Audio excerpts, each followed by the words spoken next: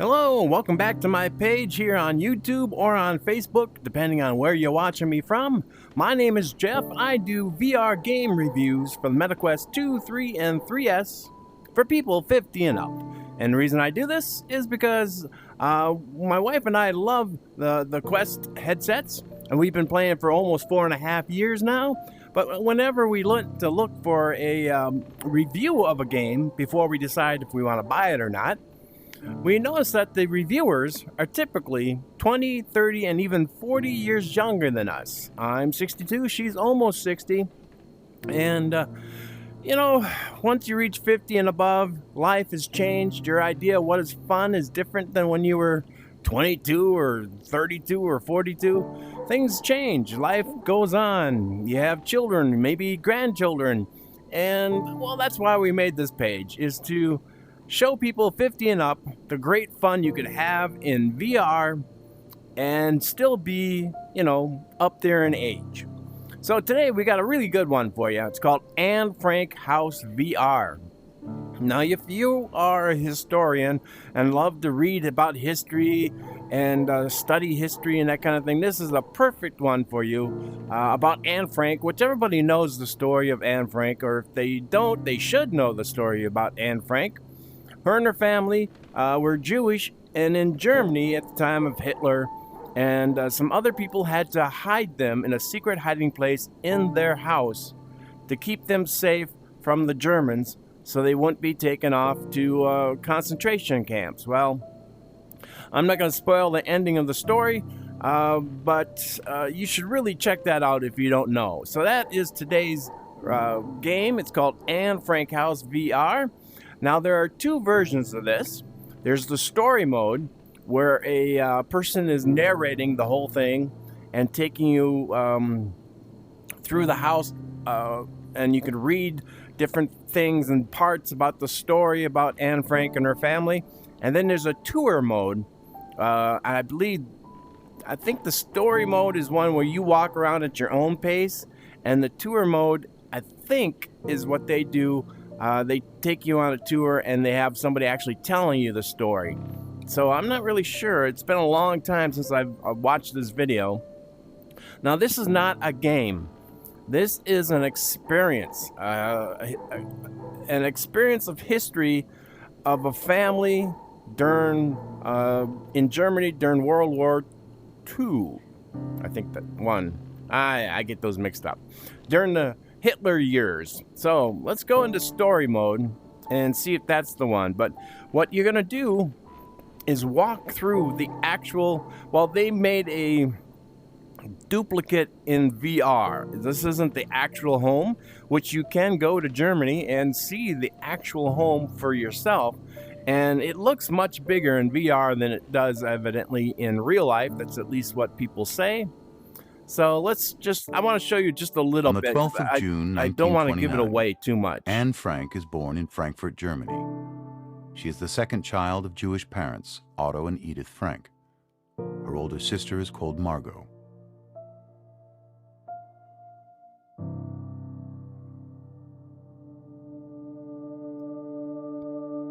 In 1933, when Anne is 3 years old, Adolf Hitler and the Nazi Party rise to power in Germany.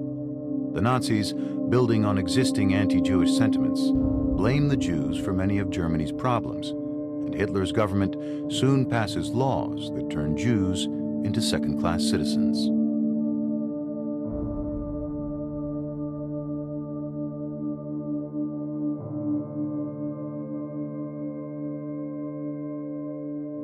As a result, many German Jews decide to leave Germany and seek refuge elsewhere. The Frank family moves to Amsterdam, the Dutch capital, where Otto Frank establishes his own business. The family settles in, leading a normal life for a number of years.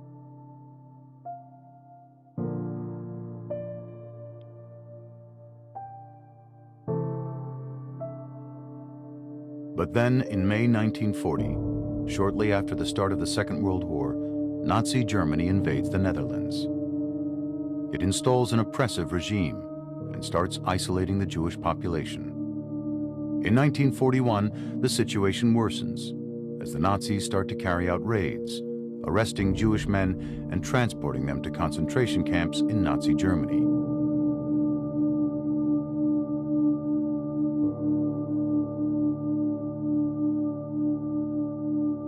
In July of 1942, when Margot receives a call-up notice to go and work in Nazi Germany, Otto and Edith Frank decide to take action. Having already prepared a hiding place in an empty part of Otto Frank's company building, they hurriedly move their family into the secret annex and go into hiding.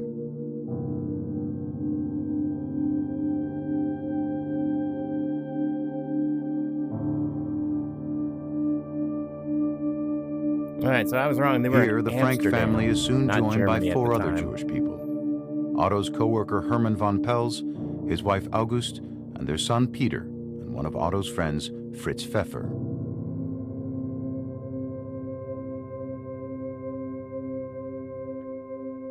It is this group of 8 people that will live together in the small annex for more than 2 years, sharing the burden of living in hiding with the constant fear of being discovered.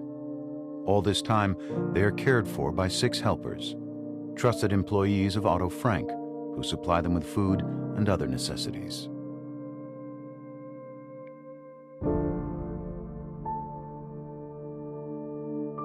During this period, Anne, then a young teenager, keeps a diary, writing about her feelings and experiences in the annex, about the events taking place in their secret hiding place, its entrance hidden behind a revolving bookcase.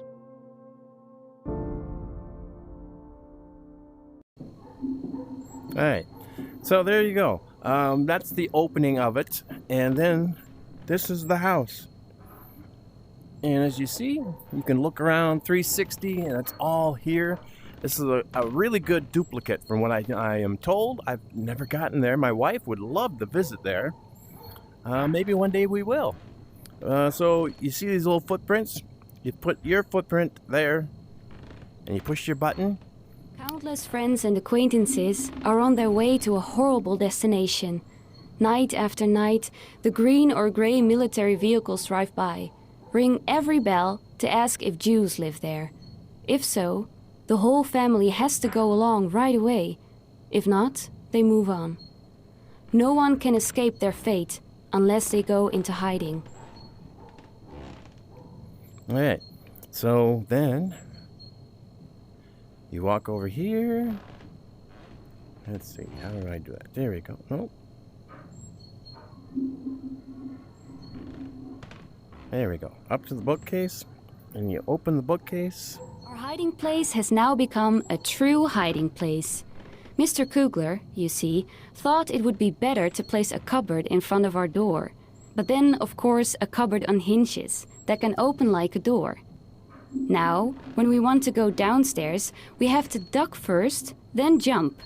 After 3 days, we were all walking around with bumps on our foreheads, because everyone kept banging their heads against the low doorway. Peter then made the door frame as soft as possible by nailing to it a cloth full of wood shavings. We'll see if it helps. So, she is reading, or somebody's reading Anne Frank's actual diary. And as we go through this,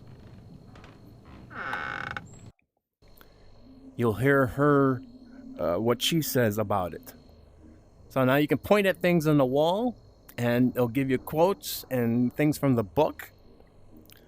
Then there are certain things you can and can't do. So I guess I gotta do this. Straight across from the door, a steep set of stairs. To the left, a little hallway and a room, which is to be the Frank family's living room and bedroom. Okay. So now what do we do? Ah, here we go. I forgot about this. Okay, now. We are never allowed to look out the window or go outside. During the day, we always have to walk quietly and speak softly. The people in the warehouse mustn't hear us. All right, so this is their room. And you walk around the room, and you can pick things up and look at their glasses and their books. And what the house looked like. This is their living space. This is where they lived for over 2 years. It's just amazing, this small little area. And you can go from room to room.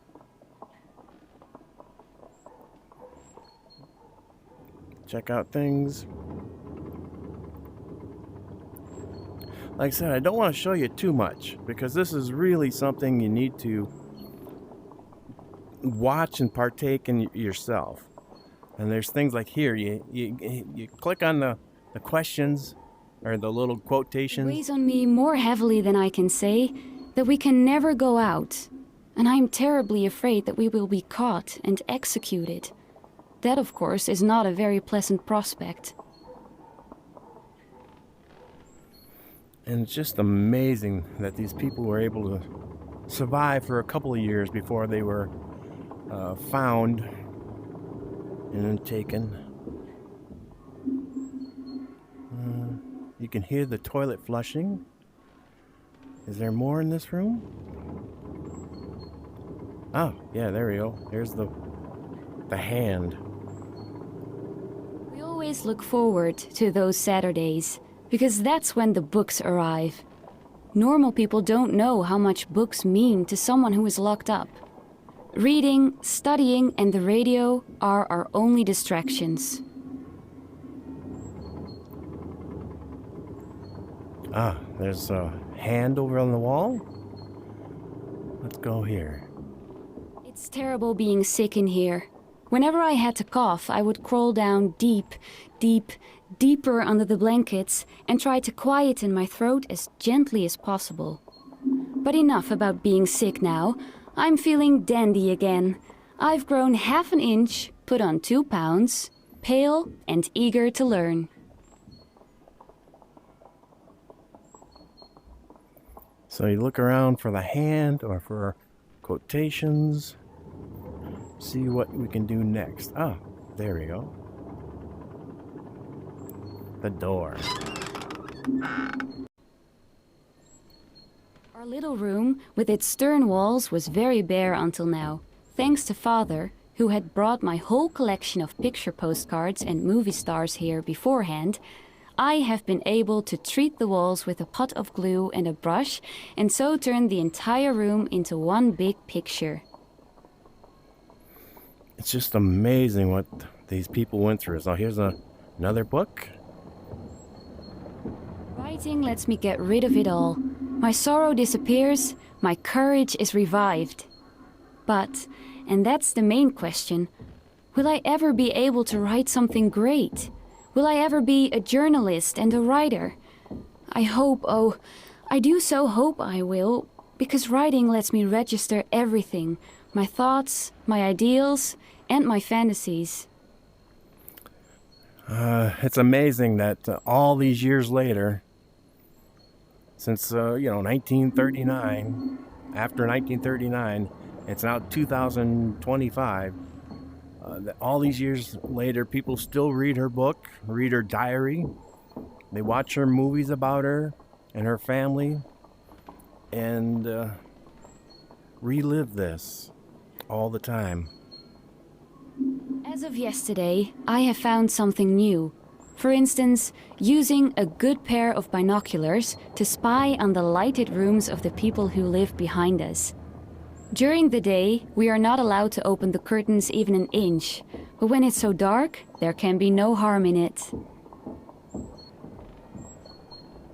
Alright, so I just want to stop here because I really don't want to spoil this more for you. This experience and to be here myself in the room is a lot different than you watching me doing the video, because it's so how do I say, it's like so sad what these wonderful people had to go through just because of who they are and not what they did. Because they did good things, and they always have done good things. And even today, in 2025, there are still people who point at the Jewish people and make claims about them. There are people who still blame forest fires with Jewish lasers. There's still people who just are living in the past of 1939, thinking about people and different kinds of people. So I'm going to end this right now because I like I said, I don't want to go too far into this for you, but it'll take you through all the different rooms that they had, because, you know, the Frank family had a couple of rooms. The Otto family had a couple of rooms. They shared a couple of rooms. It was look how small this room is. This is not even as big as a jail cell in prison. Or about the same, maybe about the same, except for they don't have a toilet in here. And they have one toilet, which, of course, they couldn't flush during the day because people downstairs might hear them. And if somebody heard them and turned them over to the Nazis, well, we all know what happened after that. So I'm going to stop here, call this a review, because this is such an experience you have to do for yourself. I really don't want to give away too much or show too much so that you can purchase this. I think it actually is free. If it's not free, it's very, very cheap, but well worth any money that you pay for it. And you can come back and visit this, and you can buy it once and then have all the members of your families watch this one at a time. So you don't have to buy it more than once. If it is something you have to buy, I thought it was free, but it could have changed since I've had this for several years now. So, yes, on a scale of 1 to 10, I'm going to give this a 10, just because it's something everybody should watch and should tour, and take the tour as well as the story about the house and the people in it. Do them both, and you can do this over and over and over. It will be the same exact story, but maybe each time you'll see something that you didn't see the last time, or hear something or realize something that you didn't hear or realize the last time you watched it.